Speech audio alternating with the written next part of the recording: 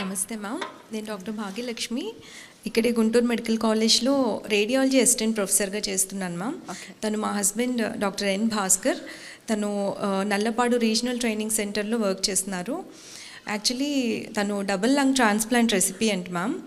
మనందరికీ తెలుసు, Covid pandemic అందరి లైఫ్స్ని ఎంత డిస్టర్బ్ చేసిందో.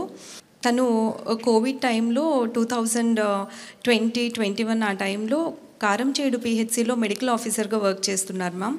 నేను అప్పుడే గుంటూరు మెడికల్ కాలేజ్కి అసిస్టెంట్ ప్రొఫెసర్గా వచ్చాను. మేమిద్దరం కూడా కోవిడ్లో వర్క్ చేస్తూ ఉన్నాము. సో ఆ టైంలో ఎలా ఉండిందంటే, మేము కష్టపడి చదువుకున్నాము, జాబ్స్ వచ్చినాయి, లోవర్ మిడిల్ క్లాస్ ఫ్యామిలీస్ నుంచి వచ్చాము, కొంచెం సెటిల్డ్గా ఫీల్ అవుతున్నాము. అందరిలాగే మిడిల్ క్లాస్ వాళ్ళందరూ ఒక సొంత ఇల్లు కావాలనుకుంటారు. సో సేవింగ్స్ తోటి ఒక ఫ్లాట్ కొనుక్కున్నాము. ఏదైనా ఎమర్జెన్సీ వస్తే ఉంటాయి కదా అన్నట్లు ఒక 5 lakhs సేవింగ్స్ పెట్టుకున్నాం. చాలా సేఫ్ అండ్ సెక్యూర్గా ఫీల్ అవుతున్న టైం అది. బట్ కోవిడ్ సెకండ్ వేవ్ మా లైఫ్ని తలకిందులు చేస్తుందని అప్పుడు మాకు తెలియదు. ఏప్రిల్ లాస్ట్ వీక్లో మేమిద్దరం కూడా కోవిడ్ ఇన్ఫెక్షన్కి గురయ్యాము. In spite of taking all the precautions, but మేమిద్దరం ఇన్ఫెక్షన్కి గురయ్యాము. అందరిలాగే మేము కూడా హోమ్ ఐసోలేషన్లో ఉన్నాము. కావాల్సిన ప్రికాషన్స్, మెడిసిన్స్ తీసుకుంటున్నాం. 4th డే మేము సిటీ స్కాన్కి వెళ్ళాం మ్యామ్. సిటీ స్కాన్లో Bhaskar lungs almost more than 50% involve అయినట్లుగా తెలిసింది. సో ఇమ్మీడియట్గా రెమ్డెసివిర్ ఇంజెక్షన్స్ తీసుకున్నాము. జీజీహెచ్లోనే అడ్మిట్ అయ్యాము ఇనీషియల్గా. సో తను సాచురేషన్ లెవెల్స్ డ్రాప్ అవుతూ ఉన్నాయి. ట్రీట్మెంట్కి పెద్దగా రెస్పాండ్ అవ్వట్లేదు. తర్వాత డిఫరెంట్ కార్పొరేట్ సెటప్స్కి మారుతున్నాం. దాదాపు 4 హాస్పిటల్స్కి తిరిగాం మేము. అయినప్పటికీ కూడా ప్రోగ్రెసివ్గా లంగ్స్ డ్యామేజ్ అవుతూనే ఉన్నాయి.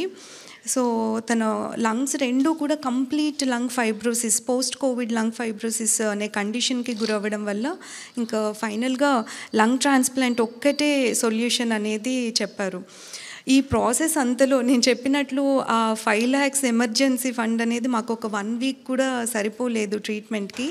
సో ఇనీషియల్గా మా క్లాస్మేట్స్ 2001లో మాతో పాటు చదువుకున్న వాళ్ళందరూ తలో కొంత కంట్రిబ్యూట్ చేశారు మ్యామ్. తర్వాత మేము వర్క్ చేసిన ప్లేసెస్లో మా గురించి తెలిసిన వాళ్ళు కంట్రిబ్యూట్ చేశారు.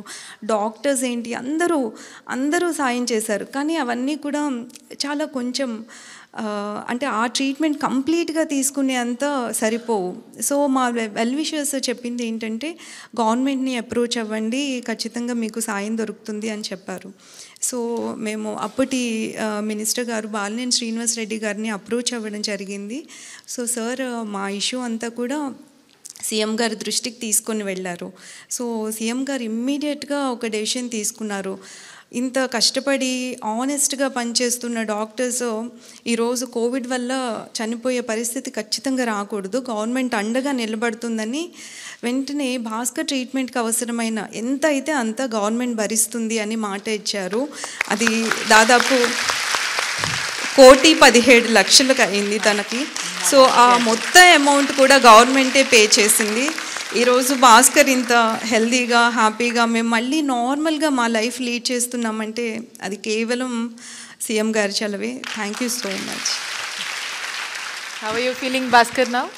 I am okay. You okay? I'm doing good. Okay.